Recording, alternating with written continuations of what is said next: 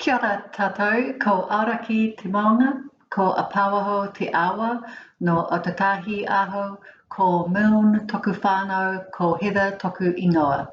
Hi, I'm Heather Milne and I'm a parent. I'm the founder and manager of the charitable trust, the Christchurch Aunties, and I'm a documentary photographer specialising in social commentary, and I'm also the coordinator of the Southern GWN Women's Network.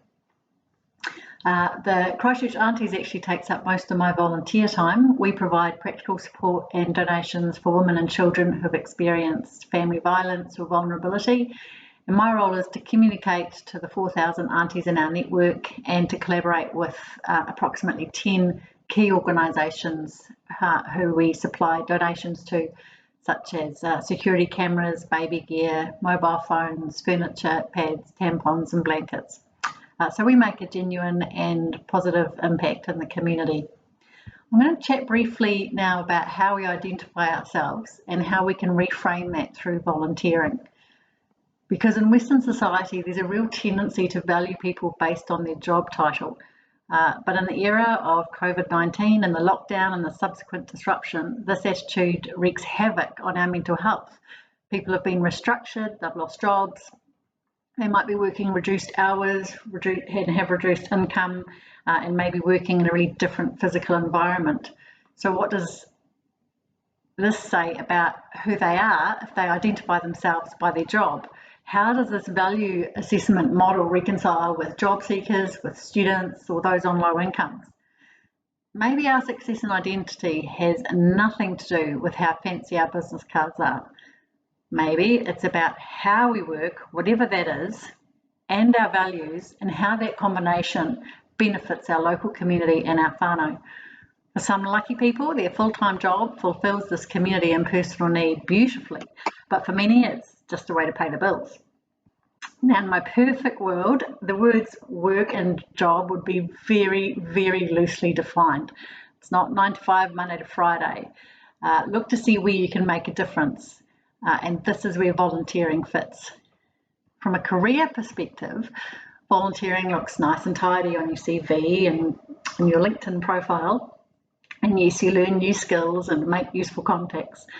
But that's actually kind of superficial compared to how it affects your mental health and how it makes you rethink your value in the community and how it expands and diversifies your personal support network and how it inspires the people around you. This is the truly, truly important stuff that has a flow-on effect for your career, for the wider community, for your mental health, for your family. So how do we find the right volunteer role? How do we get motivated? Well, you might actually already be doing an unpaid role that is making a positive difference. You might be coaching a sports team, organising an office fundraiser, raising children or grandchildren. Perhaps you regularly bake for elderly neighbours, or you're on the board of a local art group. This is all important and you need to give it the value that it deserves. If you have spare time on your hands, find the volunteer role doing what you absolutely love. Check out your local volunteer centre maybe. You could approach organisations directly that you feel passionate about, or tag along volunteering with a friend to make it nice and social. One trick that I use is that when I'm asked what I do, I make it a rule to state my volunteer and creative work first. Now, I'm lucky that I love my paid day job, but this alone doesn't define me. And once I started doing this, it completely changed people's responses and how they interacted with me. It prompted them to share their values and for them to show vulnerability, and that led to more genuine and meaningful connections and conversations. Women make up a significant proportion of the volunteer sector too, particularly in the care and social service roles. So we really need to value that volunteer work by embracing it and putting it front and centre and announcing it to the world.